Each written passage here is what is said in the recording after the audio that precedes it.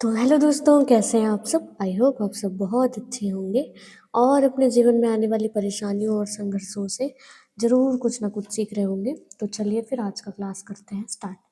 तो जैसा कि आप देख पा रहे हैं कि आज की क्लास में हम पढ़ेंगे बेसिक्स। ठीक है, पाइथन प्रोग्रामिंग के बेसिक्स पढ़ेंगे। और अगर मैं आपको सिलेबस में दिखाऊं तो हम अभी कहाँ हैं, तो हमारा कंप्यूटर सिस्टम एंड ऑर्गेनाइजेशन हमने कंप्लीट कर लिया है। अब हम पढ़ रहे हैं कंप्यूटेशनल थिंकिंग एंड प्रोग्रामिंग, और इस पे भी हमने इंट्रोडक्शन टू प्रॉब्लम सॉल्विंग का जो पार्ट है ये हमने कर लिया है कंप्लीट। ठीक है, आज जो हम करेंगे वो है बेसिक्स ऑफ पाइथन प्रोग्रामिंग। आज हम ये टॉपिक जो है कवर करने वाले हैं। तो चलिए फिर करते हैं स्टार्ट।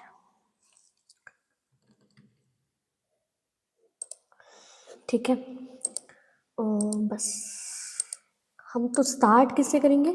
तो हमने अब तक के क्या क्या पढ़ लिया है, तो फीचर्स मैंने बता दिया था। ठीक है, एग्जीक्यूशंस हमने देख लिया था, कैरेक्टर सेट क्या होता है ये पढ़ लिया था, और टोकन्स भी हमारे हो गए थे। टोकन्स क्या होते हैं, कितने टाइप के होते हैं, ये डिटेल में हमने पढ़ लिया था। अब हम स्टार्ट करने वाले हैं कि वेरिएबल क्या होता है और ये एल वैल्यू और आर वैल्यू क्या होती है। ठीक है, यहाँ से हम करते हैं आज का क्लास स्टार्ट। तो पाइथन में वेरिएबल एक आइडेंटिफायर है। आइडेंटिफायर मतलब जब भी हम वेरिएबल, क्लास या फंक्शन का नाम रखते हैं तब उसको हम बोलते हैं क्या, आइडेंटिफायर। तो पाइथन में वेरिएबल एक नाम है जो मेमोरी में स्टोर किए गए डेटा को रिफर करता है। यह एक कंटेनर की तरह काम करता है जो क्या स्टोर करके रखता है, तो डेटा स्टोर करके रखता है, याद रखना है। ठीक है ना। तो वेरिएबल क्या होता है, variable is like a container that store values और डेटा। ठीक है, तो नेक्स्ट यहाँ पर अगर आप कॉन्सेप्ट पढ़ें पाइथन वेरिएबल के बारे में, तो पहला है वेरिएबल असाइनमेंट। पाइथन में जब भी हम लिखते हैं इस तरह से कि x इक्वल टू 10, तो इस x इक्वल टू 10 का मतलब क्या होता है कि यहाँ पर x नाम का एक मेमोरी बन जाता है, x नाम का, है ना। और इस x में ये जो वैल्यू है 10, ये हो जाता है क्या, स्टोर। ठीक है, अगर आप सिंटैक्स की बात करें कि सिंटैक्स कैसा होगा, ठीक, तो जब आप सी प्लस प्लस या सी वगैरह पढ़ते थे, है ना, तो उसमें आप कैसे लिखते थे इसको, सिंटैक्स को, कि आप लिखते थे पहले डेटा टाइप, है ना।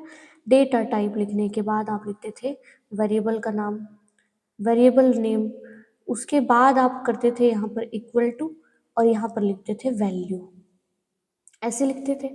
लेकिन जब आप पाइथन में लिखेंगे ना, तो पाइथन का सिंटैक्स है वेरिएबल बनाने का कि पहले आप दीजिए वेरिएबल नेम, वेरिएबल नेम दे दीजिए, और उसके बाद दे दीजिए यहाँ पर जो भी आपको वैल्यू रखना है वो वैल्यू, बस। ठीक है, यही आपको करना है। फिर बोलोगे पता कैसे चलेगा कि ये जो वैल्यू है वो किस टाइप का है, यहाँ या हमारा जो वेरिएबल है वो किस टाइप का, ये कैसे पता चलेगा। तो हमारा जो पाइथन होता है ना, वो होता है डायनेमिक टाइपिंग। डायनेमिक टाइपिंग होता है, मतलब कि वैल्यू जो है वो किस टाइप की है, वेरिएबल जो है किस टाइप का है, ये कब डिसाइड होता है, जब हम पाइथन को प्रोग्राम को करते हैं रन। तो जैसी होती है वैल्यू वैसी बन जाता है हमारा वेरिएबल का टाइप।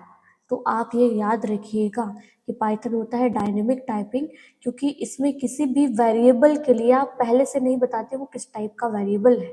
ठीक है, आप वैल्यू जैसा स्टोर करते हैं वैसे ही हमारा पाइथन का वेरिएबल उस तरह के डेटा टाइप में बदल जाता है। ठीक, तो पाइथन में जब हम क्या करते हैं, x इक्वल टू 10 लिखते हैं, तो x जो है वो क्या है, ये मेमोरी लोकेशन है। ठीक है, और जहाँ पर ये 10 क्या है, वैल्यू यहाँ पर है स्टोर। ठीक है, चलो अब यहाँ पर एल वैल्यू क्या होता है, जिसको लेफ्ट वैल्यू भी हम यहाँ पर बोल रहे हैं, यह असाइनमेंट ऑपरेटर के लेफ्ट साइड में आता है, मतलब ये।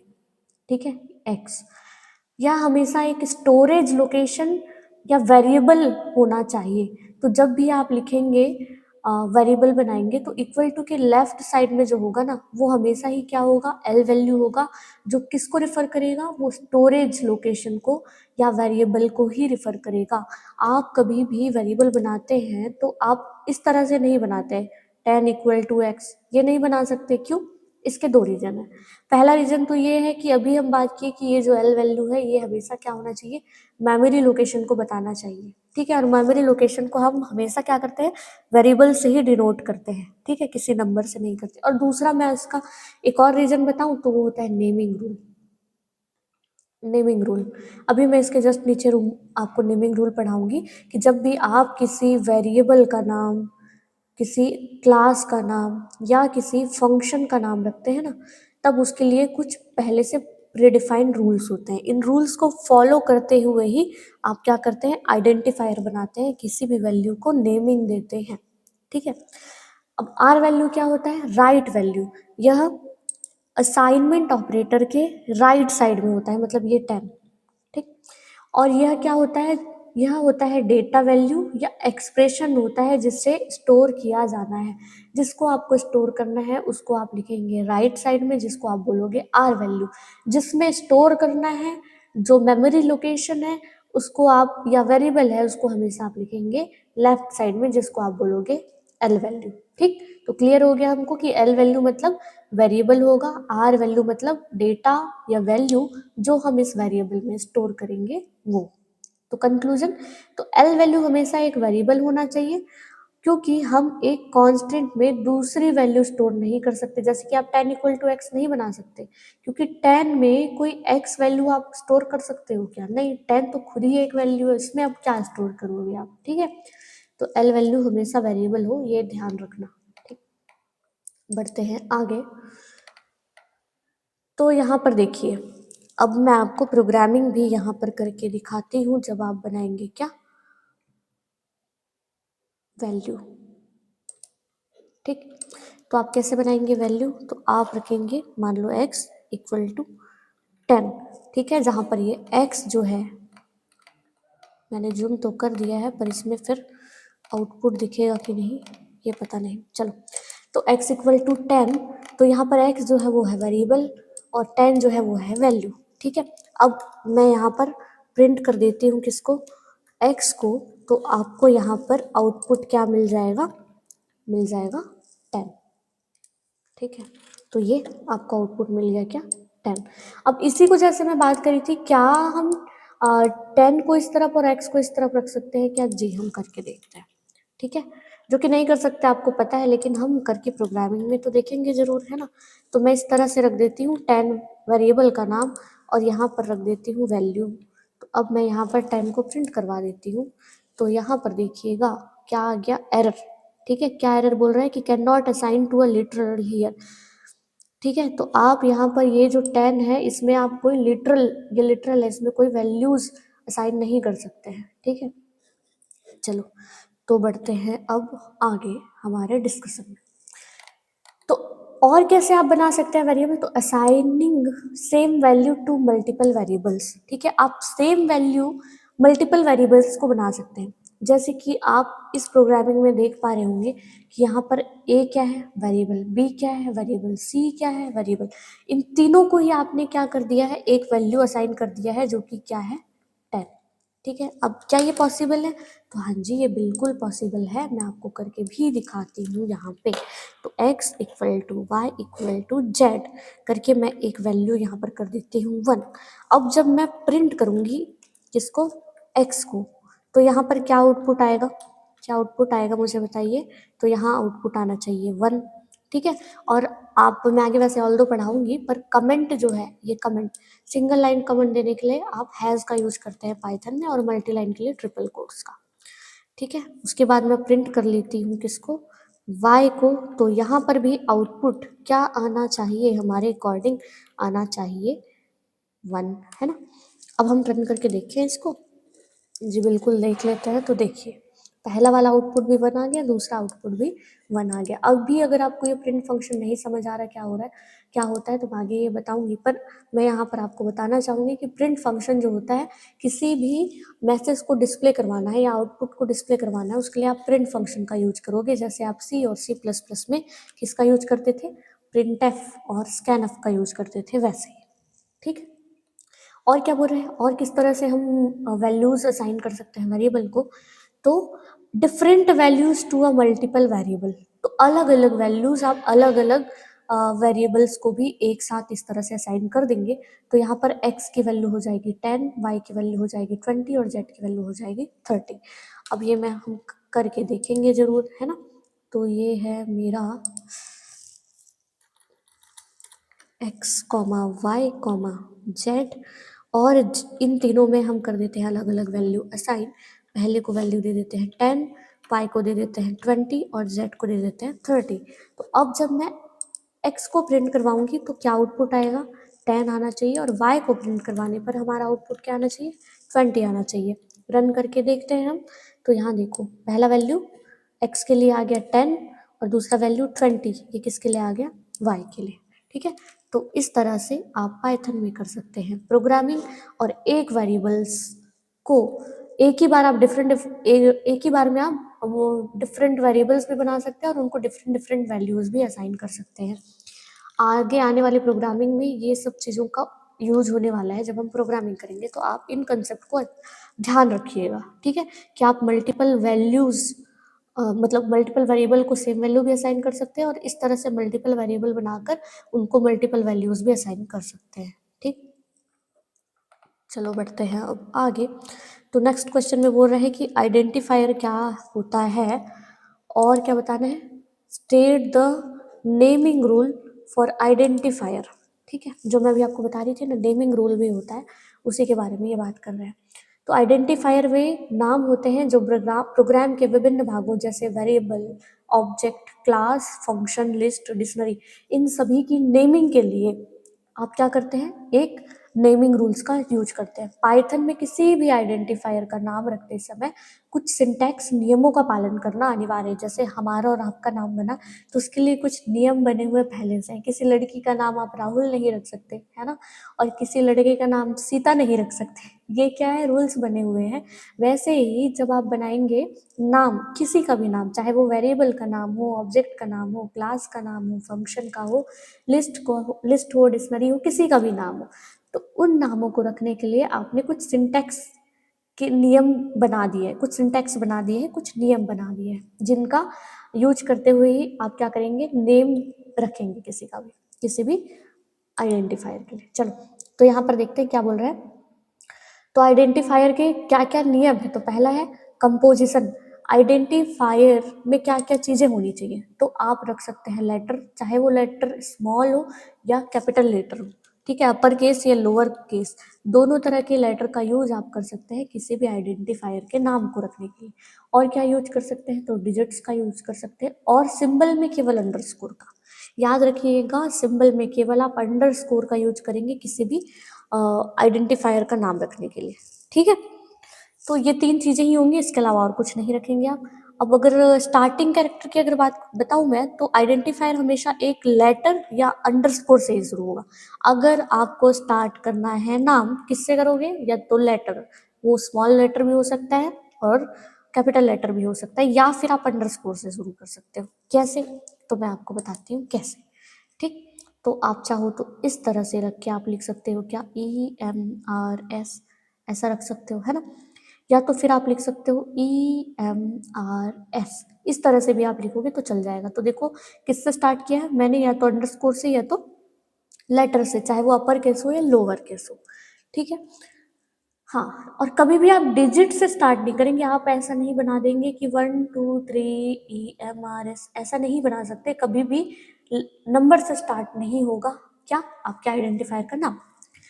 कीवर्ड्स का यूज नहीं करेंगे, कीवर्ड्स हम पढ़ेंगे अभी नीचे, लेकिन मैं यहाँ पर बताऊँ कि कीवर्ड्स होते क्या है, तो होते हैं रिजर्व्ड वर्ड, ऐसे पहले से प्री डिफाइंड वर्ड्स जिसकी मीनिंग हमारे इंटरप्रेटर को पता है, आपको बस सीधे उसको क्या करना है, यूज करना है, ठीक है। वो पहले से बना हुआ है, उसकी मीनिंग क्या है, वो कैसे यूज होगा, वो सब पहले से प्रीडिफाइंड होता है।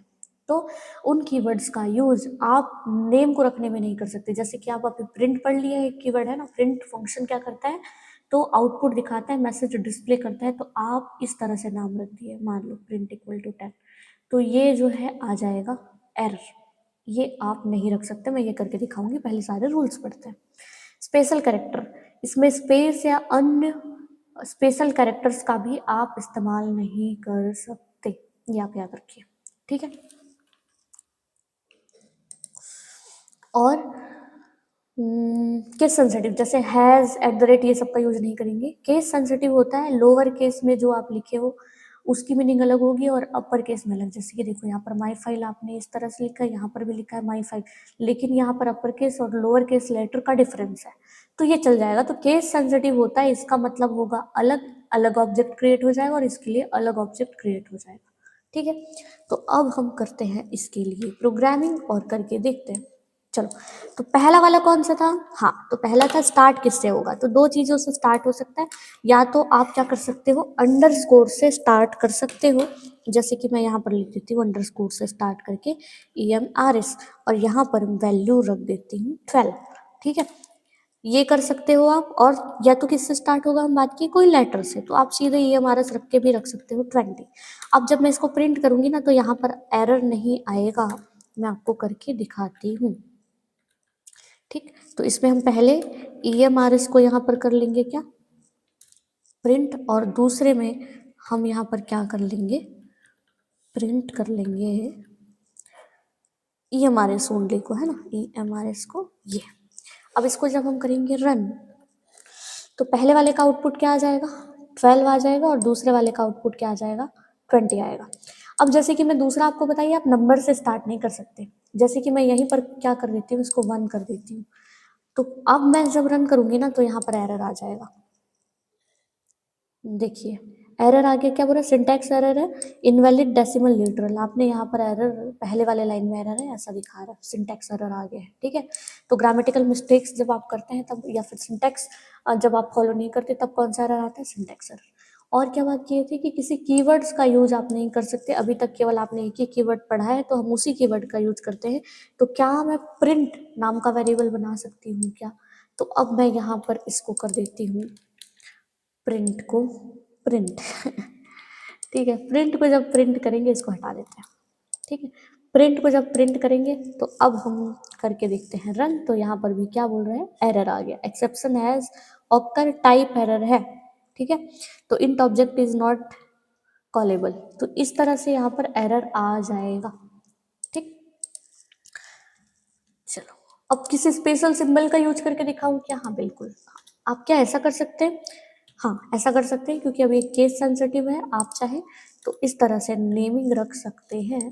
जब इसको रन करेंगे ना तो आउटपुट आ जाएगा और आपको कुछ न कुछ होने लगेगा।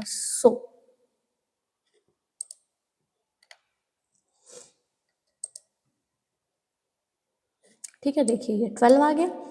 ठीक, अपन क्या बात कर रहे थे, कोई सिंबल का यूज कर सकते हैं क्या। ठीक है, तो प्रिंट के बाद मैं यहाँ पर एट द रेट लगा देती हूँ और यहाँ पर भी एट द रेट लगा देती हूँ। अब मैं करती हूँ इसको रन, तो देखिए यहाँ पर आ गया एरर। ठीक है, इनवैलिड सिंटैक्स। तो अब आपको समझ में आ गया होगा कि नेमिंग रूल आप कैसे कैसे रख सकते हैं, क्या क्या होने चाहिए। तो पहला तो होना चाहिए क्या क्या, कि आप तो या तो लेटर, या तो डिजिट, या तो अंडरस्कोर, बस यही 3 चीज़ों से मिलकर बनेगा हमारा क्या, वेरिएबल। और दूसरा क्या चीज़ कि किससे स्टार्ट होगा, तो या तो लेटर से या तो अंडरस्कोर से स्टार्ट होगा। कीवर्ड्स का यूज हम नहीं करेंगे। ठीक है, और क्या, स्पेशल कैरेक्टर्स जो भी हैं हम किसी का यूज नहीं करेंगे। और केस सेंसिटिव होता है जिसमें अपर केस लेटर में और लोअर केस में लेटर में लिखे हुए वेरिएबल की मीनिंग होती है अलग। ठीक, तो कंक्लूजन क्या निकलता है, तो आइडेंटिफायर के नियमों का सही पालन करना सिंटैक्स एरर से बचने के लिए आवश्यक है। अगर आप नियम फॉलो नहीं करोगे, कुछ का कुछ लिखोगे, तो उसमें आ जाएगा क्या, सिंटैक्स एरर, जैसे कि अभी हमको दिखा रहा था। और आप कोशिश कीजिए कि आप मीनिंगफुल नाम रखें। ठीक है, जो पाइथन के लिए आप एज अ गुड प्रोग्रामर आपको ये फॉलो करना होता है, गुड हैबिट में लाना होता है कि आप जो है जिस वेरिएबल का नाम रख रहे हैं उसकी कुछ न कुछ वैल्यूज़ के अकॉर्डिंग वेरिएबल होना चाहिए, सीधी बात। ठीक है ना, जैसा आपका प्रोग्राम का नीड है तो देख के समझ में आना चाहिए कि क्या काम चल रहा है, ऐसे आप वेरिएबल या आइडेंटिफायर्स का सभी का नाम रखिए। ठीक है, चलो अब यहाँ पर MCQ क्वेश्चन भी मैंने रखे हैं। पहला बोल रहा है find the invalid identifier from the, कौन सा इसमें से इनवैलिड है ये बताओ। तो नेम तो आप रख सकते हो, ब्रेक नहीं रख सकते, ब्रेक क्यों नहीं रख सकते मुझे कमेंट में बताओ, क्यों नहीं रख सकते ब्रेक। तो ब्रेक ना रखने का कारण है कि ये है कीवर्ड। ठीक, तीसरा है सेक्शन, हाँ सेक्शन का यूज कर सकते हैं, और मार्क 1 2 ये तो पॉसिबल ही है, तो इसका आंसर क्या हो जाएगा, बी। ये हम नहीं रख सकते क्योंकि ये है कीवर्ड। इसमें से कौन सा वैलिड है ये बताना है, ठीक है। तो वैलिड कौन सा, ये नहीं है भाई, नंबर से स्टार्ट है। रेडियस, हाँ ये बन सकता है, ये भी बन सकता है, तो बी और सी दोनों है, ठीक है। तो इसका आंसर हो जाएगा डी। अब इसमें एक क्वेश्चन आया है, वाई इज ये एक वेरिएबल आप बना दिए, प्राइस करके asterisk q t y, an invalid identifier क्यों है ये? तो पहली बात भाई इसमें एक ही ये गलती है कि आपने स्पेशल सिंबल यूज कर दिया है एस्ट्रिक, और इस एस्ट्रिक का यूज हम आइडेंटिफायर में नहीं करते हैं, इस कारण ये क्या हो गया यहाँ पर, ये इनवैलिड हो जाएगा, ठीक। चलो बढ़ते हैं आगे। अब यहाँ पर पढ़ते हैं कीवर्ड्स। कीवर्ड्स क्या होता है? तो कीवर्ड्स वे शब्द हैं जो पाइथन इंटरप्रेटर के लिए पहले से ही रिजर्व्ड है, जैसे कि हम बात कर रहे थे। इनका मीनिंग हमारे पाइथन इंटरप्रेटर को पता है, ठीक है। इनका एक स्पेशल मीनिंग होता है और ये पाइथन को बताते हैं कि प्रोग्राम का स्ट्रक्चर कैसा होगा, ठीक। तो कीवर्ड्स का यूज किसी भी स्पेसिफिक टास्क को परफॉर्म करने के लिए आपने पहले से बता दिया इंटरप्रेटर को, जब भी हम इस कीवर्ड का यूज करें तो ये काम हो जाए, ठीक है। तो इसका एक स्पेशल मीनिंग पहले से ही प्रीडिफाइंड डिसाइडेड होता है। तो अब यहाँ पर कैरेक्टरिस्टिक्स और रूल्स की बात करें तो रिजर्व सिग्निफिकेंस, इन शब्दों को हम कभी भी आइडेंटिफायर जैसे वेरिएबल या फंक्शन का नाम रखना हो तो वहां पर हम इसका यूज नहीं करेंगे, जैसे कि अभी हम करके देखें। दूसरा होता है केस सेंसिटिव। पाइथन में जितने भी कीवर्ड्स हैं वो ज़्यादातर लोअर केस वाले ही हैं, लेकिन कुछ जो ये तीन है ना, आप बस याद रखिए इन तीन को, ये तीनों जो है केवल यही एक तीन ऐसे हैं जिसके फर्स्ट जो लेटर है वो अपर केस में, बाकी सब लोअर। इसके अलावा जितने भी आप पाइथन के कीवर्ड्स देखेंगे वो सभी कीवर्ड्स स्मॉल लेटर में ही है, लोअर केस में ही है, ठीक। बस इन तीनों को छोड़कर कुछ मैं कीवर्ड्स आपको यहाँ पर अगर बताऊँ कॉमन, तो एक लॉजिकल कीवर्ड्स में एंड और नॉट आता है। कंट्रोल फ्लो में इफ, एलिफ, एल्स का यूज करते हैं। इटरेशन के लिए फॉर, व्हाइल, ब्रेक। कंटिन्यू का यूज होता है। स्ट्रक्चर के लिए डेफ, क्लास, इम्पोर्ट, रिटर्न इसका यूज करते हैं। स्पेशल कुछ है ये ट्रू, फॉल्स और नॉन, ठीक है। तो यह कीवर्ड्स, कितने कीवर्ड्स होते हैं? तो 35 कीवर्ड्स होते हैं पाइथन में, ठीक है। चलो अब आगे बढ़ते हैं। हाँ, जैसे कि ये इफ़ का यूज हम लोग करते हैं कंट्रोल लॉजिक्स को लगाने के लिए। आप इफ़ नाम का एक वेरिएबल नहीं बना सकते भाई, है ना, कीवर्ड है वो तो। चलो, तो कंक्लूजन क्या निकलता है कि कीवर्ड्स पाइथन की डिक्शनरी के वे शब्द हैं जिनका मतलब बदला नहीं जा सकता, ये पहले से प्रीडिफाइंड है भाई। यदि आप इन्हें वेरिएबल की तरह इस्तेमाल करने की कोशिश करेंगे तो सिंटैक्स एरर आ जाएगा, जैसे हम प्रिंट लगा के देखे और हमको सिंटैक्स एरर वहाँ पर मिल गया था, ठीक है। तो वैसे ही आ जाएगा एरर। चलो मैं इसको करती हूँ एक बार रिफ्रेश, ठीक। नेक्स्ट क्वेश्चन बोल रहा है why can't we use keyword as identifier. बोल रहे क्यों यूज नहीं कर सकते भाई हम, अगर हमको आइडेंटिफायर बनाना है तो हम कीवर्ड्स का यूज क्यों नहीं कर सकते उसमें? तो क्योंकि पाइथन का इंटरप्रेटर हर कीवर्ड के लिए एक प्रीडिफाइंड टास्क पहले से वो क्या कर लिया है, डिसाइड करके रख लिया। यदि हम इफ़ या फोर को वेरिएबल के नाम की तरह इस्तेमाल करेंगे तो इंटरप्रेटर हो जाएगा कंफ्यूज कि आपके द्वारा दी गई वैल्यू को स्टोर करे या फिर लॉजिकल कंडीशन लगाए।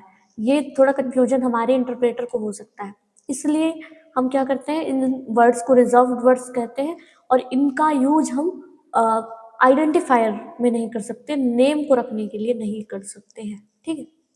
अब इसमें क्वेश्चन कैसे बन सकता है, एमसीक्यू। तो मैं साथ के साथ में इसमें एमसीक्यू भी रखते हैं कि तुरंत हम कॉन्सेप्ट पढ़े और उससे रिलेटेड एमसीक्यू करें और हमारा कॉन्सेप्ट हो जाए एकदम स्ट्रॉन्ग, ठीक है।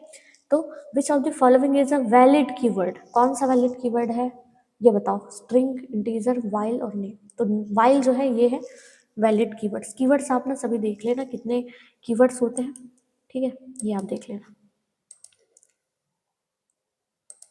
दूसरा बोल रहे which of this keyword start with a capital letter, इसमें से कौन सा कैपिटल लेटर से स्टार्ट होता है? तो ट्रू। भाई तुम दे भी ऐसे लिए हो जिसमें ऑप्शंस में ही दिख रहा है कि किसमें कैपिटल लेटर से स्टार्ट होता है, केवल एक ही ऑप्शन है जिसमें कैपिटल लेटर से स्टार्ट हो जाता है, यूं ही समझ जाएंगे हम तो।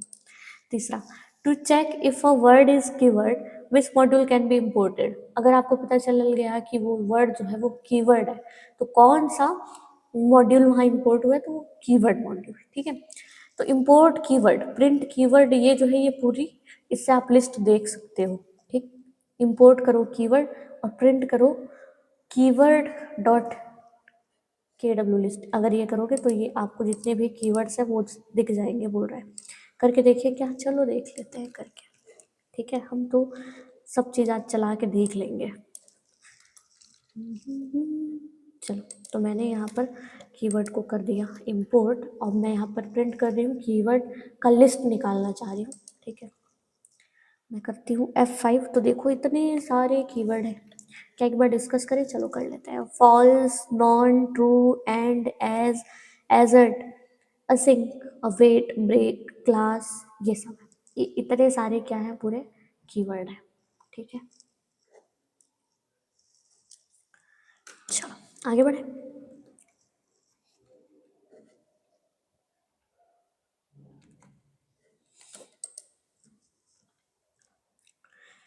तो अगर आज का वीडियो आपको लग रहा होगा बेनिफिशियल आपके लिए, अगर आप कुछ सीख रहे होंगे, तो ज़रूर से मेरे चैनल को करिए सब्सक्राइब और अपने दोस्तों के साथ करिए शेयर। और अगर वीडियो पसंद आया तो करिए लाइक। आगे और पढ़ेंगे, अभी रुक जाओ, अभी ख़त्म नहीं हुआ। ठीक, नेक्स्ट क्वेश्चन बोल रहे हैं explain the importance and types of comment in Python. ठीक है, कितने टाइप के कमेंट होते हैं और उनके इंपॉर्टेंस को बताइए। तो कमेंट प्रोग्राम के वे हिस्से होते हैं जिन्हें पाइथन इंटरप्रेटर इग्नोर करता है। इग्नोर करता है तो क्यों रखे हैं भाई इसको, है ना, इग्नोर होने वाली चीज़ हम क्यों रखते हैं यहाँ पर? तो जब आपको अपनी कोड को बनाना हो रीडेबल, आप चाहते हैं कि आपकी कोडिंग हो जाए रीडेबल, देख के समझ में आ जाए क्या चल रहा है, तो उसके लिए आप कमेंट का यूज करेंगे। इनका उपयोग कोड को अधिक रीडेबल और अंडरस्टेबल बनाने के लिए किया जाता है। ठीक है, तो कौन कौन से कमेंट कितने टाइप से आप दे सकते हैं प्रोग्राम में? तो दो तरह से कमेंट दे सकते हैं। पहला तो है सिंगल लाइन कमेंट, जो मैं अभी आपको करके दिखाई। इसके लिए आप हैश सिंबल का यूज करेंगे।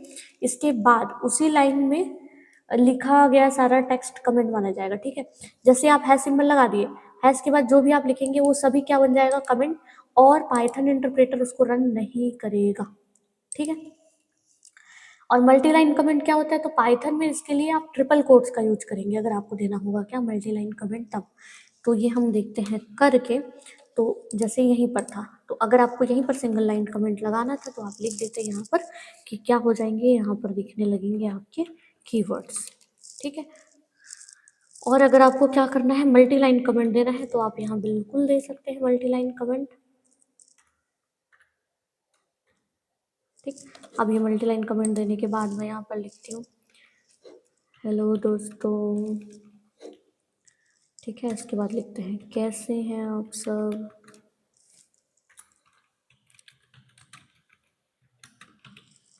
ठीक, अब यहाँ पर आपको ख़त्म करना है 2 लाइन लिखकर। अरे मेरे को डबल कोट्स का ज़्यादा आदत है, ये लो। ठीक है, तो ये बन जाएगा क्या, कमेंट। देखिए अब यही 2 लाइन चलेंगे और जो पहले से आउटपुट आया ना सेम आउटपुट आएगा। ये जो है एक्स्ट्रा जो चीज़ें हमने कमेंट में यहाँ पर डाली हैं, ये चीज़ें रन नहीं होंगी। ठीक, तो यहाँ पर देखिए जो आउटपुट पहले आया था वही आउटपुट आ गया। ठीक है, तो सिंगल लाइन कमेंट के लिए किसका यूज करेंगे, हैश का, और मल्टी लाइन कमेंट के लिए किसका यूज करेंगे, तो ट्रिपल कोट्स का। ठीक, बढ़ते हैं आगे। कंक्लूजन। तो कमेंट प्रोग्रामर के लिए नोट्स की तरह होते हैं जो भविष्य में कोड के लॉजिक को समझने में मदद करते हैं। अभी आप प्रोग्रामिंग लिखे, उसके बाद 1 साल बाद फिर देखेंगे तो आपको समझ नहीं आएगा, लेकिन अगर आप उसमें लिख दिए रहेंगे कमेंट तो आपको समझ में आ जाएगा कि आप क्या काम वहाँ करना चाह रहे थे। ठीक, तो नेक्स्ट क्वेश्चन बोल रहा है एक्सप्लेन द 2 एग्जीक्यूशंस मोड। अब देखिए पाइथन में मैंने करके दिखाया था कि 2 एग्जीक्यूशन मोड होते हैं जिसका यूज करके हम पाइथन की करते हैं प्रोग्रामिंग। वो कौन कौन से एग्जीक्यूशन मोड्स होते हैं, ये एग्जाम में कई बार पूछा जाता है, यूनिवर्सिटी एग्जाम में तो आता है एग्जीक्यूशन मोड्स कितने होते हैं, इसके टाइप। ठीक है, ये दोनों होते हैं, पहला होता है इंटरैक्टिव और दूसरा होता है स्क्रिप्ट मोड। ठीक है, दूसरा होता है स्क्रिप्ट मोड, इसी के बारे में पढ़ते हैं। चलो, तो पहले मैं करके दिखा दूँ, यस ओके। चलो पहले हम करके देख लेते हैं। तो हम कर लेते हैं यहाँ से आइडियली ओपन। ठीक है, तो ये आपको विजिबल है, ये जो दिख रहा है इसी को हम बोलेंगे क्या, इंटरैक्टिव मोड। ठीक है, ये हो जाएगा इंटरैक्टिव मोड। और तो फिर ये स्क्रिप्ट मोड क्या है, पहले मैं इसके बारे में पूरा बताती हूँ। इंटरैक्टिव क्या होता है कि आप इसी लाइन में प्रोग्रामिंग लिख लो। 1 मिनट, कैसे सेंसिटिव होता है, मैं इसको कर लेती हूँ स्मॉल। इसी लाइन में आप कर लो प्रोग्रामिंग, हेलो कर लेते हैं। ठीक है, तो एक लाइन आप प्रोग्रामिंग बस लिख सकते हैं, उसके बाद एंटर करेंगे। डबल कोट्स नहीं लगा है, ओके, बस एक सेकंड रुकिएगा, मैं इसको कॉपी पेस्ट करके। अब ये डबल कोट्स क्यों नहीं लगाए, क्यों लगाना है, ये चीज़ें मैं आपको डेटा टाइप्स में बताऊंगी, पर मैं यूजुअली आपको बता दूं कि जब भी आप किसी भी डेटा को सिंगल कोट्स, डबल कोट्स या ट्रिपल कोट्स के अंदर रखते हैं तो वो स्ट्रिंग बन जाता है, ठीक है। चलो अब इसको अगर मैं करती हूँ, इसको सेव करने की जरूरत नहीं है बाय द वे, है ना। इसको करते हैं एंटर, तो एंटर करोगे तो यहीं पर आपको दिख जाएगा आउटपुट। और हर बार ना ये एक ही लाइन आप लिख पाओगे, जैसे कि आपको मान लो एक नंबर है 10 जो कि ए में स्टोर है मान लो, और उसको अगर आपको प्रिंट करवाना है ना, तो देखो एक लाइन में आप पहले तो वो बना लोगे वेरिएबल, उसके बाद फिर दूसरी लाइन में आप उसको प्रिंट करवाओगे, तब वो एंटर करोगे तब वो आएगा वैल्यू। मतलब समझ रहे हो, छोटे प्रोग्राम्स को लिखने के लिए आप इंटरैक्टिव मोड का यूज करोगे। एक बार अगर मैं इसको कट कर दूंगी ना, तो ये डेटा आपको फिर से नहीं दिखेगा, ठीक है। मैं आपको करके भी दिखा देती हूँ, ये लो, कट कर दूंगी ना, तो फिर से अगर मैं आइडियली ओपन करूंगी, आइडियली मैं कर लूंगी ओपन, तो देखिए क्या हो जाएगा, ये फिर से आ जाएगा यहाँ, ठीक है। तो सेव नहीं होता है, ये चीज़ आपको याद रखना पड़ेगा। अब जैसे कि स्क्रिप्ट मोड में क्या कर सकते हो आप, यहाँ पर जो भी प्रोग्रामिंग आपको लिखनी है, मान लो आप सेम यही काम यहाँ भी कर रहे हो, तो आप यहाँ पर ऐसे एक वेरिएबल बना लो, उसमें 10 वैल्यू जो है वो पास कर लो, और इस वेरिएबल को करा लो प्रिंट फंक्शन के अंदर, ताकि वो हो जाए प्रिंट। लेकिन अब आपको यहाँ पर इसको करने की ज़रूरत पड़ती है क्या, सेव। अगर आप सेव नहीं करेंगे तो ये आगे रन ही नहीं होगा, पहले सेव करना ही पड़ेगा। तो इससे आपको ये भी समझ में आ रहा है, क्योंकि आप सेव कर रहे हो तो इसको फ्यूचर में आप यूज कर सकते हो। इंटरैक्टिव मोड में लिखी हुई चीज़ों को आप सेव नहीं करते, मतलब इसके कोड्स को आप फ्यूचर में यूज नहीं कर पाओगे। इसमें एक बार में एक ही लाइन आप प्रोग्रामिंग लिखते थे, इसमें देखो आप जितनी लाइन चाहिए वो पूरा स्क्रिप्ट आप यहाँ पर लिख लो, ठीक है।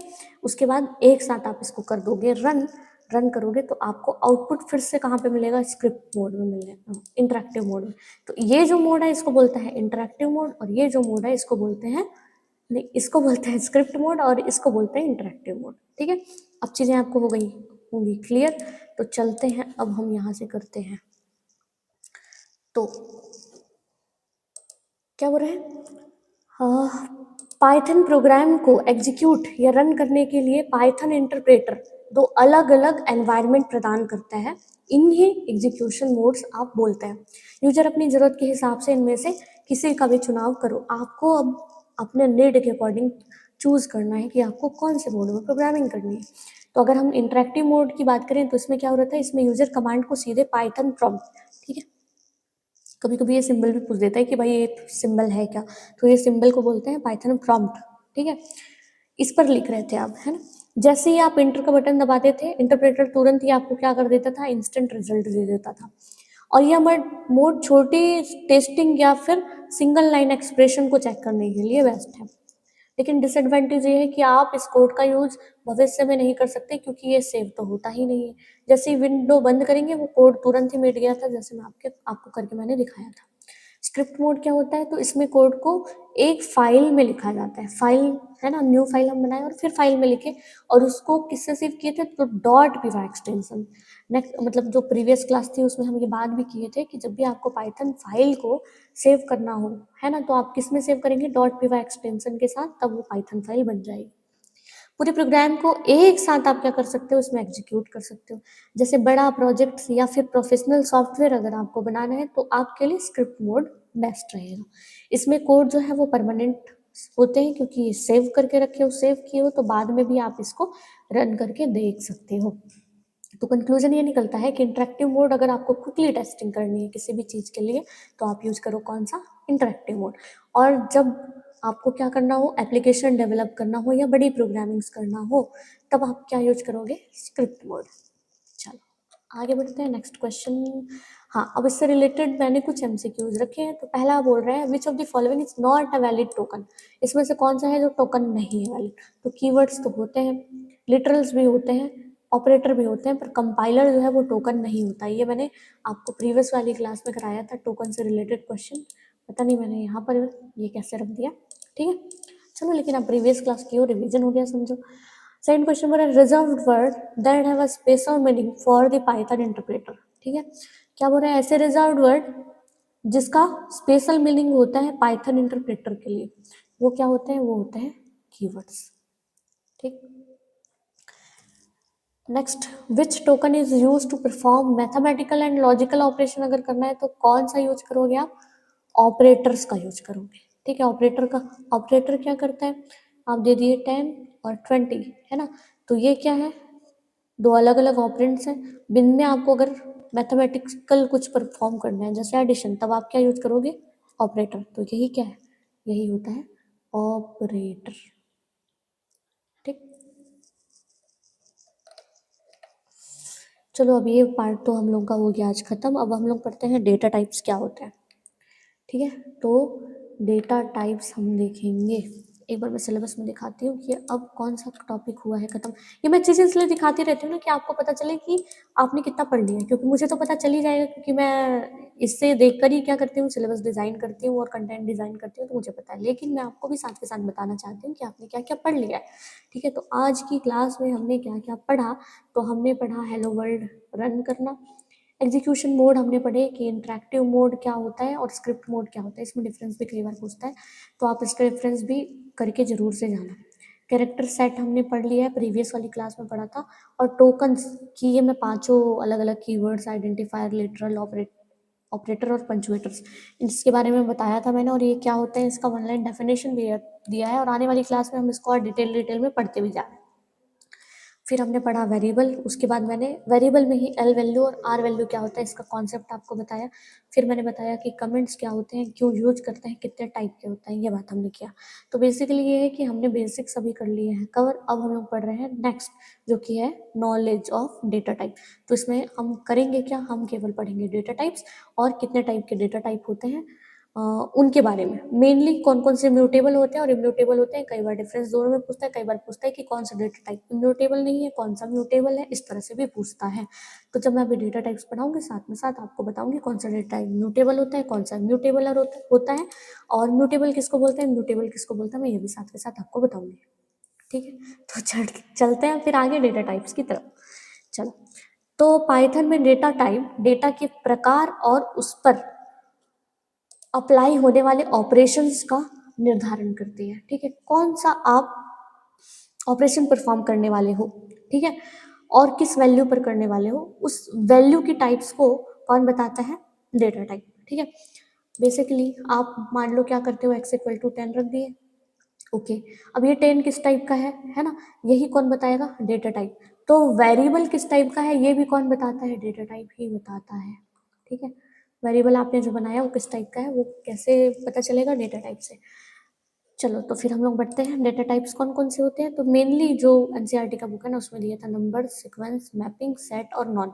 इसके अलावा भी बहुत सारे होते हैं डेटा टाइप्स, पर क्योंकि हमारे बुक में दिया है इतना ही, तो मैं इतना ही पढ़ाऊंगी। ठीक है, अगर आप और भी आगे पढ़ना चाहते हैं तो आप पढ़ सकते हैं किसी भी बुक में, या फिर साइट से आपको मिल जाएगा। चलो, तो पहला होता है नंबर्स। तो नंबर से आपको समझ में आ रहा है कि नंबर वाले डेटा टाइप है इसमें।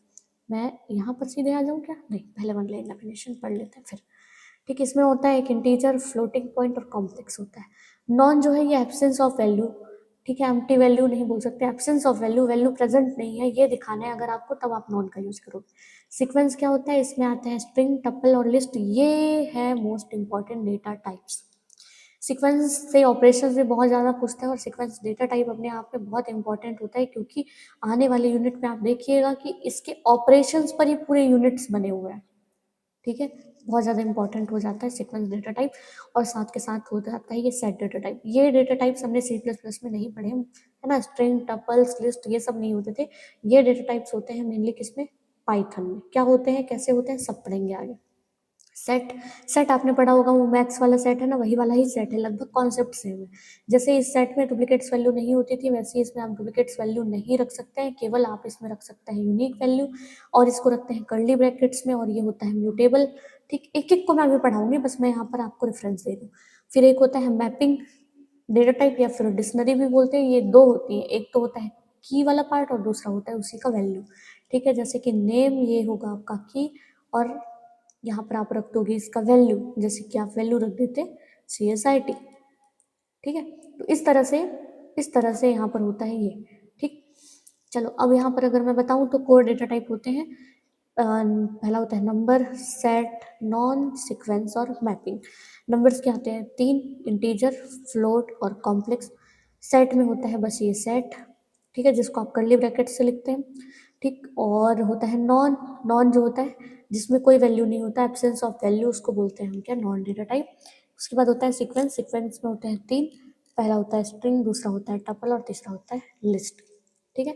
उसके बाद होता है मैपिंग, मैपिंग में केवल एक होता है डिक्शनरी, जो की और वैल्यू के पेयर में होता है। चलो अब बढ़ते हैं आगे, ये लो, अब यहाँ पर आपको सारी चीजें हो जाएंगी एकदम क्लियर, ठीक। किसको कैसे बनाते हैं मैं सब आपको बना बना के दिखाती हूँ अभी प्रोग्रामिंग में, पर पहले आप यहाँ देखो कि कौन सा म्यूटेबल होता है, कौन सा इम्यूटेबल रहता है। अब इसका मैं मीनिंग भी अगर बताऊँ आपको, तो इम्यूटेबल का मतलब होता है अनचेंजेबल।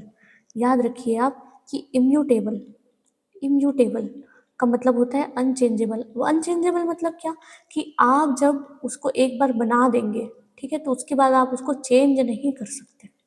एक बार उस डेटा टाइप को बनाने के बाद, डिफाइन करने के बाद, डिक्लेयर करने के बाद आप उसमें चेंज नहीं कर पाओगे, तब वो हो जाएगा म्यूटेबल। और एक होता है म्यूटेबल, म्यूटेबल मतलब आपने उसको एक बार बना दिया, डिक्लेयर कर दिया, डिफाइन कर दिया, उसके बाद भी आप उसको चेंज कर पाओ, तब वो हो जाता है क्या, म्यूटेबल, ठीक है। तो अगर नंबर्स में देखें तो नंबर्स में होते हैं, जैसे कि हमने बात की थी, इंटीजर, फ्लोट और कॉम्प्लेक्स। तो इंटीजर क्या होता है, ये होल नंबर होता है। इंटीजर में आता है पॉजिटिव, नेगेटिव और जीरो, ये तीनों ही किसके अंदर आ जाते हैं, इंटीजर के अंदर आ जाते हैं, ठीक है। फ्लोट क्या होता है, फ्लोट में जो भी वैल्यू डेसिमल वाली होती है, चाहे वो पॉजिटिव वाली वैल्यू हो, नेगेटिव वाली वैल्यू हो, दोनों ही वैल्यू किसके अंदर आ जाएंगी, फ्लोट में, अगर उसमें लगा है क्या, पॉइंट।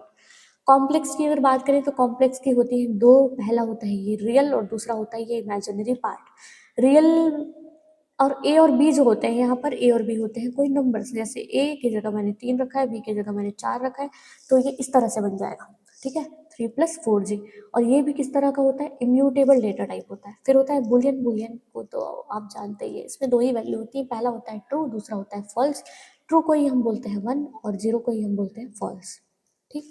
अब ये भी होता है इम्यूटेबल, ठीक है। बेसिकली सब ज़्यादातर आपको इम्यूटेबल दिखेंगे। म्यूटेबल कौन कौन से होते हैं, आप ये बस याद रखना, ठीक है। पूरा पढ़ लेते हैं फिर उसको देखेंगे। फिर अब सीक्वेंस में अगर आप हैं, तो सीक्वेंस में पहला होता है स्ट्रिंग। तो एक अगर आप कैरेक्टर रख देते हो ए, है ना, तो इसको आप क्या बोलते हो, अच्छा कैरेक्टर ही बोलते हो। तो जब सेट ऑफ कैरेक्टर्स होते हैं, सेट ऑफ कैरेक्टर्स, कैरेक्टर्स, तो अब उसी को हम लोग बोल देते हैं स्ट्रिंग, ठीक है। तो sequence of pure Unicode character जो होते हैं, जैसे ये, इसको आप बोलोगे स्ट्रिंग। स्ट्रिंग कैसे बनाते हैं, तो स्ट्रिंग को आप डबल कोट्स में रख सकते हो, सिंगल कोट्स में रख सकते हो, ट्रिपल कोट्स में भी रख सकते हो, तब भी वो स्ट्रिंग ही होगा, ठीक है। इम्यूटेबल होता है। और ये लिस्ट क्या होता है, जब आपको आप ए इक्वल टू बना दिए, मान लो ये ए बी, तब तो ये क्या बन गया, स्ट्रिंग बन गया। लेकिन अगर आपको एक ही वेरिएबल में मोर देन 1 वैल्यूज रखनी हो, तब उसके लिए आप सीक्वेंस डेटा टाइप में यूज करेंगे लिस्ट का और टपल का। जैसे मैं ए इक्वल टू यहाँ पर क्या कर सकती हूँ, 10, 20, 30 और कुछ अलग डेटा टाइप भी रख देते हैं, जैसे ए बी में डेटा टाइप और आगे भी बता ही रही हूँ, है ना, ये स्ट्रिंग डेटा टाइप है। एक कॉम्प्लेक्स रख दो 20.3 करके, ठीक। ये तो अब लिस्ट जो होता है ना, वो कौन से ब्रैकेट के अंदर होता है, तो वो होता है स्क्वायर ब्रैकेट। अगर आप इसको स्क्वायर ब्रैकेट में बना दोगे ना, तो ए जो है, अब ये किस टाइप का बन गया, लिस्ट टाइप का बन गया। लेकिन अगर केवल एक चेंजेस की अगर यहाँ बात मैं बताऊँ, तो ब्रैकेट को चेंज कर दो बस आप। यहाँ स्क्वायर की जगह अगर आप राउंड ब्रैकेट या पैरेंथेसिस ब्रैकेट रख दोगे ना, तो वही क्या बन जाएगा, फिर वो टपल बन जाएगा, ठीक है। अब ये भी क्या करेगा, डिफरेंट डिफरेंट डेटा टाइप्स के वैल्यू को एक वेरिएबल में होल्ड करके रख सकता है, लिस्ट भी। टपल भी सेम काम करता है मैडम, हाँ, टपल भी सेम का। तो फिर दोनों में डिफरेंस क्या है, क्यों अलग अलग लेके आ गए, तो देखो, लिस्ट होता है म्यूटेबल, एक बार बनाने के बाद आप इसकी वैल्यू को चेंज कर सकते हैं। जैसे कि मुझे पहली वैल्यू को चेंज करना, मैं चाहती हूँ इसकी जगह 10 नहीं रहे, इसकी जगह स्ट्रिंग वाला ये रहे 10, तो हाँ ये पॉसिबल है, आप ये ऐसा कर सकते हैं, ठीक है। बाकी चीजें हो जाएंगी सेम, और आप चाहे हटाना तो हटा भी सकते हैं। क्या टपल में ये कर सकती हूँ, नहीं, एलिमेंट्स को एक बार बनाने के बाद आप इसमें टपल में इसी में आप चेंज नहीं कर सकते। अगर आप चेंज कर भी देंगे ना, तो वो दूसरा वाला मेमोरी लोकेशन बन जाएगा उसी नाम से, ठीक है। मतलब ऑब्जेक्ट चेंज हो जाएगा, सीधी बात, ऑब्जेक्ट चेंज हो जाएगा, मेमोरी लोकेशन चेंज हो जाएगा, मतलब वो वैल्यू नहीं रह जाएगी, वो कोई और वैल्यू बन जाएगी, ठीक है। तो इसलिए बोलते हैं इम्यूटेबल कि इन प्लेस, इनके प्लेस पर आप दूसरी चीजें नहीं रख सकते, ठीक है। तो याद रखिएगा, सबसे ज़्यादा जो डिफरेंस पूछता है ना वो लिस्ट और टपल में ही पूछता है, लिस्ट और टपल। टपल को कई लोग ट्यूपल भी बोलते हैं बाय द वे, ठीक है। तो इन दोनों में क्या डिफरेंस होता है ना, ये सबसे ज़्यादा पूछने वाला क्वेश्चन है। म्यूटेबल और इम्यूटेबल जब आप बताएंगे तो जरूर से बताइएगा कि जो लिस्ट होता है वो होता है म्यूटेबल और जो टपल होता है वो हो जाता है इम्यूटेबल, ठीक है। उसके बाद आ जाता है सेट डेटा टाइप। सेट क्या होता है, तो अनऑर्डर्ड सेट, अनऑर्डर्ड होता है, जैसे कि ये जो डेटा टाइप होते हैं लिस्ट और टपल, इसके ऑर्डर्ड होते हैं डिसाइड। मैं आपको बस 1 मिनट मुझे दीजिए, मैं इसको करती हूँ क्लियर। अब आपको मैं बताती हूँ कि कैसे ऑर्डर्ड क्या होता है, अनऑर्डर्ड क्या होता है। मैं यहाँ पर कॉन्सेप्ट बताती हूँ, बहुत ज़्यादा यूज होगा ये अभी आपको, ठीक है ना, इसलिए मैं यहाँ पर आपको बताऊंगी ऑर्डर्ड और अनऑर्डर, ठीक है। तो जैसे कि मैं क्या करी, ए नाम का वेरिएबल बना दी।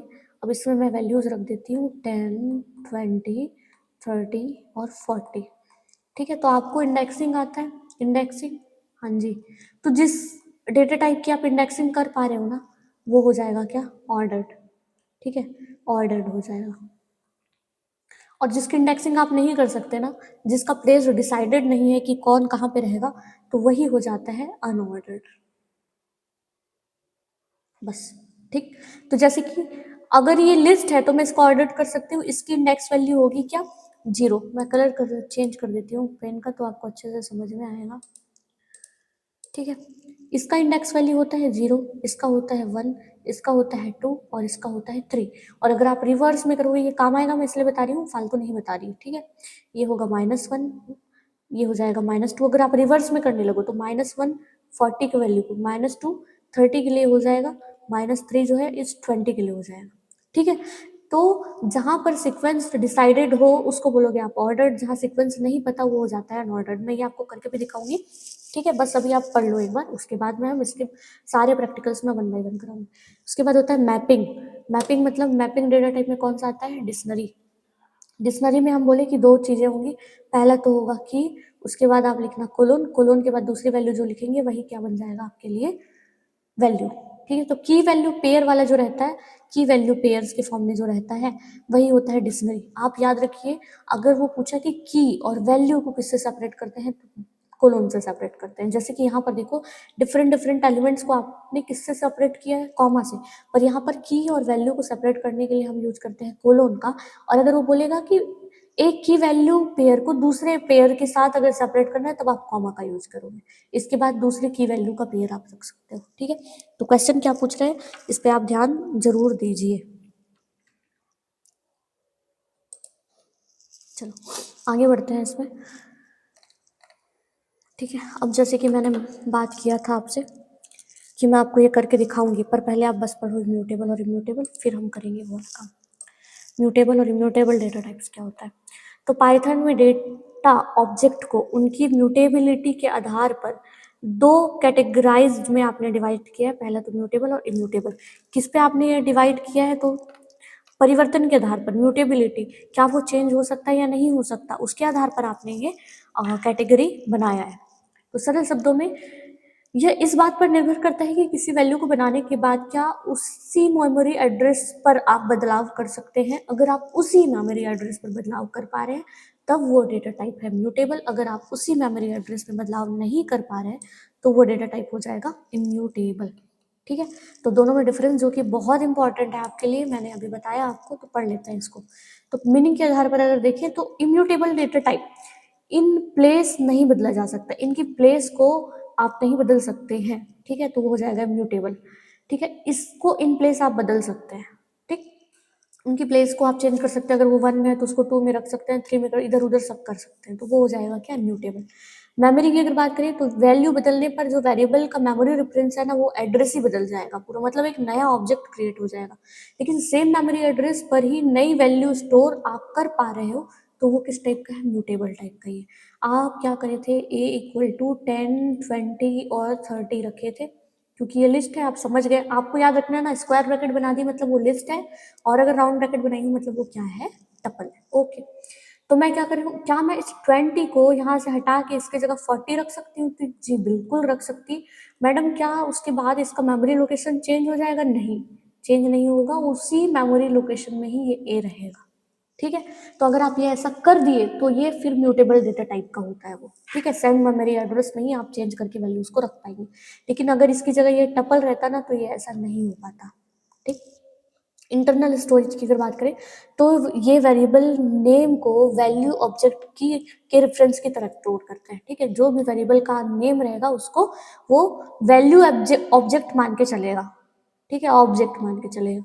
और ये कंटेनर के जैसे होते हैं, जहाँ अंदर के एलिमेंट्स को आप चेंज कर सकते हो। आप कंटेनर में कुछ रखे हो, अब वो चीज़ हो गई है ख़त्म तो आप दूसरी चीज़ रख सकते हो, उसको आप चाहो चेंज करना तो आप कर सकते हो चेंज। लेकिन ये वैल्यू ऑब्जेक्ट के रेफरेंस की तरह होंगे, ये एक बार बना दिए तो बना दिए, दूसरी बार अगर बनाओगे तो वो दूसरी मेमोरी लोकेशन में जाके बन जाएगा, ठीक है।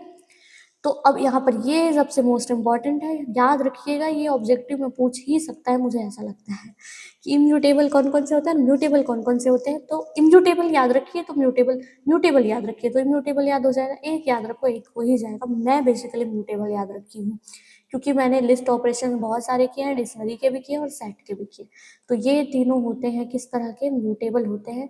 तो अब जितने भी बच गए इनको छोड़कर वो सभी हो जाते हैं म्यूटेबल, ठीक है। Int, float, complex, Boolean, string, tuple, ये सभी सभी ये हो जाते हैं क्या, इम्यूटेबल टाइप के, ठीक है। आई होप आपको चीज़ें आई होंगी समझ, ठीक है। जैसे मैं डायग्राम में आपको यहाँ पर बना के दिखाऊं तो मान लो ये वैल्यू 5 है, किस एड्रेस में है, 208 में है। और यहाँ पर मैंने एक लिस्ट पास किया है, कैसे पता चला, कैसे पता चला, स्क्वायर ब्रैकेट का यूज किया है मैडम आपने, देखकर समझ गए हम ये लिस्ट है, ओके। कौन सा एड्रेस पर रखा है आपने, उसको 500 पर रखा है। अब इस वैल्यू 5 को आप 10 से अपडेट कर दो, और ये जो वैल्यू था ना 1 2, इसको आप 0 से 9 से ऐसा कुछ और इसमें चेंज कर दो। तो देखो अब ये 208 था मेमोरी, है ना, अब ये क्या बन गया 288, मतलब मेमोरी एड्रेस हो गया है क्या, चेंज। अब ये वैल्यू 10 तो स्टोर हो गई, लेकिन दूसरे वैल्यू में जाके दूसरे एड्रेस में जाके हो गई, तो इसी को हम बोल देते हैं क्या, इम्यूटेबल, है ना। लेकिन यहाँ पर देखिए आपने पहले लिस्ट रखा था, लिस्ट को जब आप चेंज करेंगे तब भी ये किस एड्रेस में है, वही एड्रेस में जो एड्रेस पहले था। तो इसी को हम लोग क्या बोल देते हैं, यही है हमारे लिए म्यूटेबल, ठीक। आई होप अब आपको एकदम अच्छे से समझ में आ गया होगा कि म्यूटेबल और इम्यूटेबल क्या होता है। तो इम्यूटेबल टाइप्स डेटा की सेफ्टी को सुनिश्चित करता है, क्योंकि आप उसको बार बार चेंज नहीं कर पा रहे हो, डेटा सिक्योर है, कोई भी आके तीसरा पर्सन चेंज करके नहीं चला जाएगा, क्योंकि वे गलती से बदलने से बच जाते हैं, गलती से नहीं बदलेंगे वो। जबकि म्यूटेबल टाइप्स बड़े कलेक्शन जैसे लिस्ट के साथ काम करते हैं, करते समय मेमोरी और परफॉर्मेंस के लिए ये बेहतर होते हैं, ठीक है। तो अगर आपको समय, मेमोरी और परफॉर्मेंस को बेहतर बनाना है, मतलब मेमोरी और परफॉर्मेंस को बेहतर बनाना है, तो आप उसके लिए यूज करो म्यूटेबल डेटा टाइप। चलो अब इसके करते हैं हम बहुत सारे प्रैक्टिकल्स, ठीक है। चलो कहाँ गया हमारा, यही तो है, ये लो। तो सबसे पहले क्या बनाएंगे जी, सबसे पहले हम बनाएंगे मैडम नंबर्स वाले, ठीक है।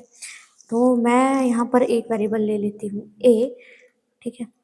ए को मैं यहाँ पर 10 रख देती हूँ। मैडम कैसे पता चलेगा कि वो किस तरह का डेटा टाइप है, तब आप उसके लिए ना यूज करना टाइप फंक्शन, ठीक है।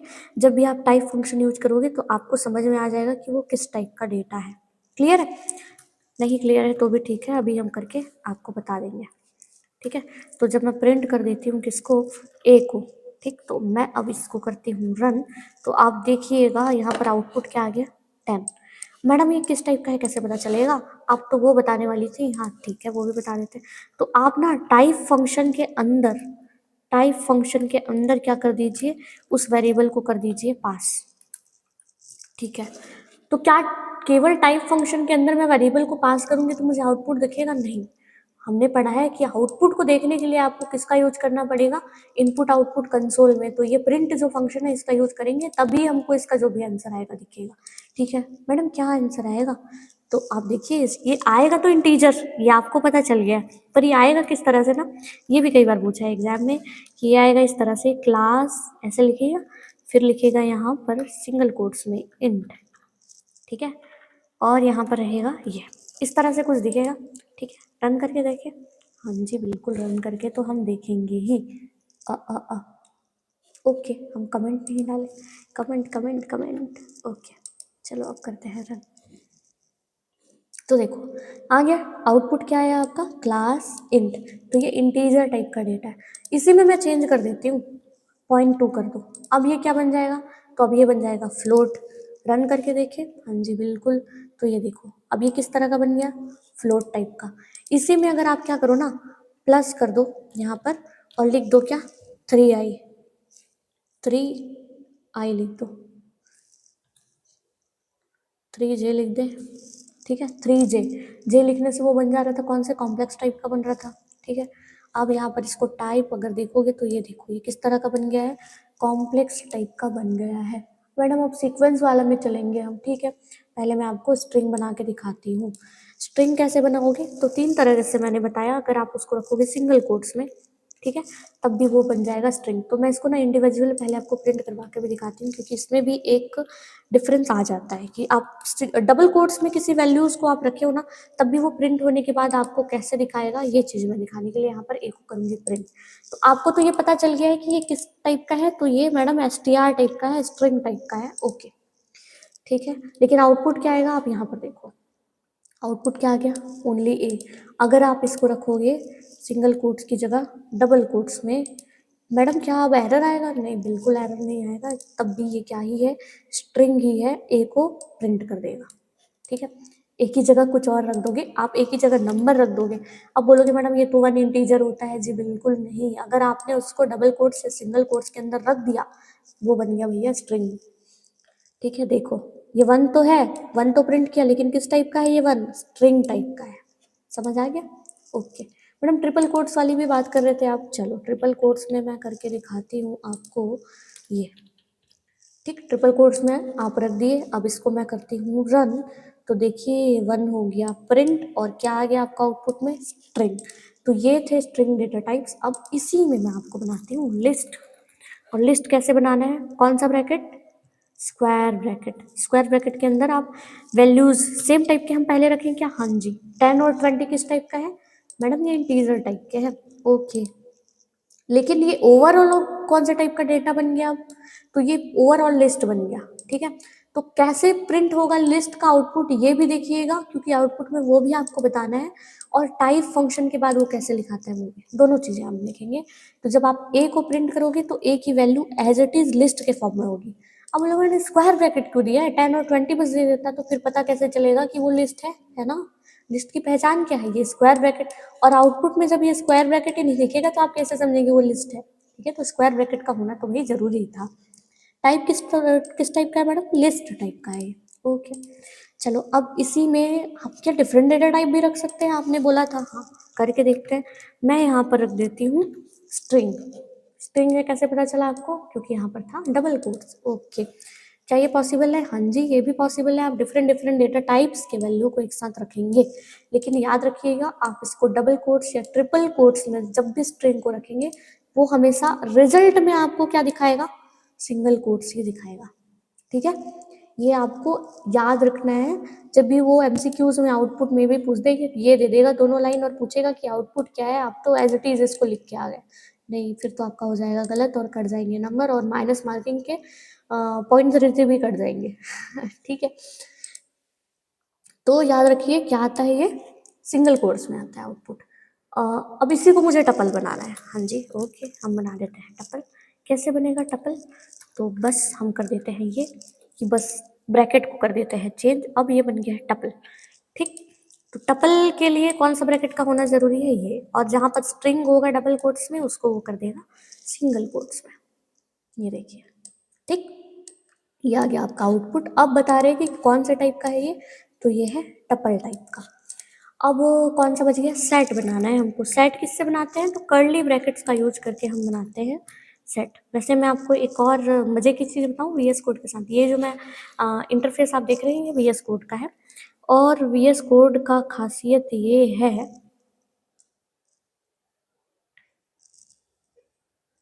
एक मिनट रुकिए बस, एक मिनट बस रुकिए, 59, ओके। तो यहाँ पर देखो जब भी आप कोई एरर करेंगे ना, सिंटैक्स वाले एरर, तो ये रेड हो जाता है। अब इसी में अगर मैं ना कर्ली ब्रैकेट्स को वापस से लगा दूँ, देखो ये वाइट में बदल गया, मैजिक ना। ये अच्छी चीज़, मुझे अच्छी लगती है ये चीज़। आपको बताना कैसा लगा ये ट्रिक। आपको अगर पता करना है कि आप सही प्रोग्रामिंग करने रहे, ये देखो रेड हो गया मतलब समझ जाना है। हम बाय द वे ये क्या है ये हम बन गया हमारे सेट। सेट भैया तो बन गया है। चलो अब करते हैं इनको रन। रन करेंगे तो ये देखिए किस टाइप का है, सेट बन गया है। और इसको हमने किस में रखा है, कर्ली ब्रैकेट्स में। अब बाकी जो चीज़ें थी वो होती थी ऑर्डर्ड, क्योंकि जब जैसा मैं यहाँ पर वैल्यूज रखती थी वो वैसा ही वहाँ पर वो दिखने लगता था। क्या आपने ये देखा कि जब मैं 10 20 और ए भी रखी तो यहाँ पर वो टपल में एज इट इज वही लिखाया, इधर का उधर नहीं हुआ। वैसे ही जब वो लिस्ट बना था तो मैंने पहले 10 को रखा था, वो 10 ही लिखा है। मैंने 20 रखा, उस सेकंड में 20 ही था। लेकिन लेकिन लेकिन अब देखो यहाँ पर सेट में मैंने पहले कौन सा रखा है, 10, फिर रखा है 20, फिर रखा है ये भी। लेकिन जब आप इसको रन कर रहे हो तो देखो यहाँ पर तो ऑर्डर हो गया इधर उधर। इसीलिए हम बोलते हैं कि सेट डेटा टाइप होता है किस तरह का, ये होता है अनऑर्डर्ड। इसमें ऑर्डर डिसाइडेड नहीं होते। फिर से मैं एक बार रन कर दूं ना, ये फिर से अलग आ जाएगा इसका आउटपुट। देखो यहाँ पर आउटपुट कुछ और आता है, यहाँ कुछ और आ गया। एक बार और रन कर दूंगी और एक बार अलग अलग आ जाएगा। देखो ये ठीक है। तो इसलिए बोलते हैं ये होता है अनऑर्डर्ड। जब ऑर्डर्ड हो जाते हैं चेंज, इसमें ऑर्डर डिसाइडेड नहीं होता। आपने एक और भी तो प्रॉपर्टी बताया था मैडम सेट का, कौन सा प्रॉपर्टी बताया था कि सेट होता है यूनिक। यूनिक वैल्यू को ये कंटेन करके रखता है, डुप्लीकेट वैल्यू कंटेन नहीं करता। यहाँ देखो यहाँ पर मैंने 10 को 2 बार लिख दिया, ठीक है। इसको जब मैं करूँगी रन तो फिर भी देखिएगा आउटपुट में क्या आ गया, 10 जो है एक बार लिखा है, 20 एक बार, और ये जो ए बी था वो एक बार, ठीक है। तो अगर आप मोर देन वन वैल्यूज भी रखते हैं, डुप्लीकेट्स वैल्यू भी रखते हैं, तब भी वो सिंगल वैल्यूज में उसको आपको आउटपुट में दे देगा। यूनिक वैल्यू ही कंटेन करके रखता है हमारा सेट। ये 2-3 चीज़ें आपको याद रहनी चाहिए किसके बारे में, सेट के बारे में। और सेट कैसा होता है, म्यूटेबल और इम्यूटेबल। म्यूटेबल होता है, इनकी वैल्यूज़ को आप चेंज कर सकते हो। ओके, अब हम लोग बनाते हैं यहाँ पर डिक्शनरी। तो डिक्शनरी किससे बनता है, कर्ली ब्रैकेट से बनता है, लेकिन इसमें होती हैं 2 चीज़ें। पहला तो होता है क्या, नेम। तो जब भी आप यहाँ पर स्ट्रिंग रखेंगे ना, स्ट्रिंग के लिए आप यूज करिएगा कोट्स का। नेम के बाद मैं यहाँ पर लिख देती हूँ कोलोन। कोलोन के बाद यहाँ पर अगर मुझे फिर से टेक्स्ट रखना है, स्ट्रिंग रखना है, तो मुझे कोट्स तो लगाना पड़ेगा, CSIT, ठीक है। इसके बाद मुझे एक और चाहिए, तो मैं यहाँ पर लिख देती हूँ कोर्स, ठीक है। अब कोर्स को मैं कर देती हूँ, इसको आपको किसके अंदर रखना है, कोट्स के अंदर। बस इसको सिलेक्ट करिए, कोर्स लगा दीजिए, दैट्स इट, ये कोर्स बन जाएगा, ठीक है। कोर्स में आप यहाँ पर लिख दो जो भी आपका कोर्स है, क्या है कोर्स आपका, CS, ठीक है। तो इस तरह से हो जाता है, ये बन गया क्या आपका डिक्शनरी, जिसमें नेम और कोर्स ये क्या है, कीज है। नेम किस की, कौन से वैल्यू के लिए की है, तो CSIT जो वैल्यू है उसका की है नेम। जब आप नेम को बुलाएंगे तो CSIT आएगा, ठीक है। वैसे ही सेकंड जो CS वैल्यू है ये किसके लिए है, ये कोर्स नाम का जो की है ना उसके लिए वैल्यूज, ठीक है। तो जब भी आपको CS को एक्सेस करना हो आप कोर्स को करिए, की से हम लोग वैल्यूज को एक्सेस करते हैं इसमें। तो जब मैं इसको करती हूँ रन, तो यहाँ पर ये आ जाता है आउटपुट में एक डिक्शनरी बन के, जहाँ पर डबल कोट्स सभी सिंगल कोट्स में हो जाते हैं कन्वर्ट। और इसकी टाइप हम लोग यहाँ पर चेक करें तो टाइप किस तरह का है, तो ये डिक्शनरी टाइप है, ठीक है। चलो अब हम लोग वापस से आ जाए, कहाँ पर आ जाएंगे वापस से, अपनी लेक्चर वाली क्लास में,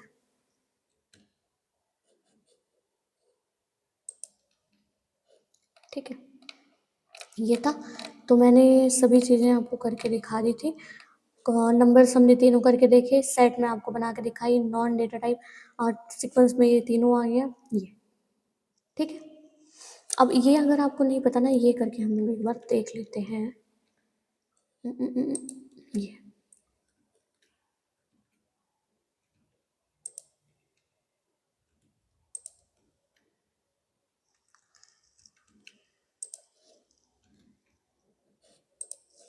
चलो यहाँ पर रखते हैं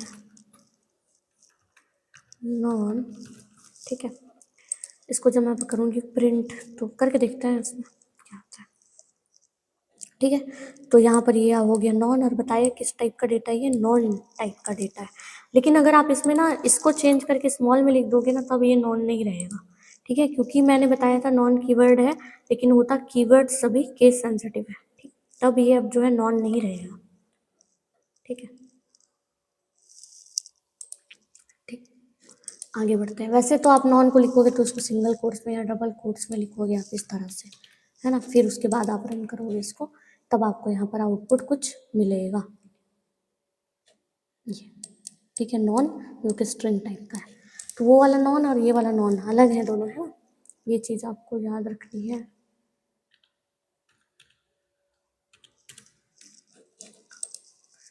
चलो तो ये सब चीज़ें तो हमने पढ़ ली है। अब हम MCQ कर लेते हैं इससे रिगार्डिंग। तो पहला बोल रहा है which of the following is immutable. तो हाँ, हमको समझ में आ गया कि स्ट्रिंग जो है वो इम्यूटेबल है, क्योंकि लिस्ट, डिक्शनरी और सेट ये तीनों क्या है, इम्यूटेबल। यहाँ पर बोल रहे द बुलियन वैल्यू ट्रू और फॉल्स इंटरनली बिहेव लाइक। तो ये इंटरनली कैसे बिहेव करते हैं, तो 1 और 0 की तरह। जहाँ पर ट्रू जो है वो 1 की तरह बिहेव करता है और 0 जो है वो फॉल्स की तरह करता है। 0 एंड 1 दिया रहता है तो वो गलत हो जाता है ना, याद रखिए। ट्रू की जगह पे 1, फॉल्स की जगह पे 0। नेक्स्ट क्वेश्चन बोल रहा है which function is use to find the data type. अगर आपको डेटा टाइप ढूंढना है वेरिएबल में, कौन सा फंक्शन हम अभी लगा कर देखे, टाइप फंक्शन। फिर बोला which data type in Python does not allow duplicates. Value किसमें नहीं हो सकती, तो सेट में नहीं हो सकती। सेट हमेशा यूनिक वैल्यूज को ही कलेक्ट करके रखता है। नेक्स्ट क्वेश्चन बोल रहा है कि विच सिंबल का यूज करके हम सेट और डिक्शनरी दोनों बना लेते थे, तो हम उसके लिए यूज करते थे कौन सा, करली। करली ब्रेसेस में ही हम सेट के वैल्यूज को भी रखते थे और करली ब्रेसेस में ही हम डिक्शनरी के वैल्यू को भी रखते थे। Which of the following is a mapping. Mapping type कौन सा होता है, तो ये होता है डिक्शनरी। डिक्शनरी डेटा टाइप को ही हम बोलते हैं मैपिंग डेटा टाइप, ठीक है। तो अगर आज हम इतना ही रखते हैं, आगे की क्लास में हम पढ़ेंगे क्या, आगे की क्लास में हम पढ़ेंगे ऑपरेटर्स, ठीक है। तो अगर आपको आज का वीडियो आया होगा पसंद, तो मेरे चैनल को करिए ज़रूर से सब्सक्राइब, और आई होप कि आपने कुछ न कुछ मेरे चैनल से आज सीखा ज़रूर होगा, ठीक है। तो अपने दोस्तों के साथ शेयर भी करिए ताकि वो भी कुछ सीखे नया, ठीक है। और लाइक करिए अगर आपको आज का वीडियो आया होगा पसंद, ठीक है। फिर थैंक यू।